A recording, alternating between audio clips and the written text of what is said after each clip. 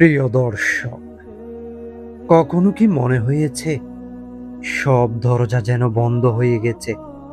চেষ্টা করছেন কিন্তু ফল পাচ্ছেন না, দোয়া করছেন কিন্তু উত্তর আসছে না। তাহলে এই কথাটি মন দিয়ে শুনুন। আল্লাহ যখন কাউকে বড় কিছু দিতে চান, তখন আগে তাকে ধৈর্যের পরীক্ষায় রাখেন। আজ আপনার চোখে জল আছে, কিন্তু কাল সেই চোখেই আনন্দের অশ্রু ঝরবে। আজ আপনি একা অনুভব করছেন, কিন্তু আল্লাহ আপনাকে কখনো একা রাখেননি।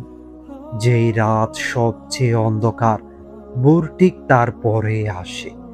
হয়তো আপনার জীবনের সেই ভোর খুবই কাছে। বিশ্বাস রাখুন, সময় বদলাচ্ছে, দুঃখ শেষ হচ্ছে, আর আল্লাহ আপনার জন্য সুখের দরজা খুলে দিচ্ছেন।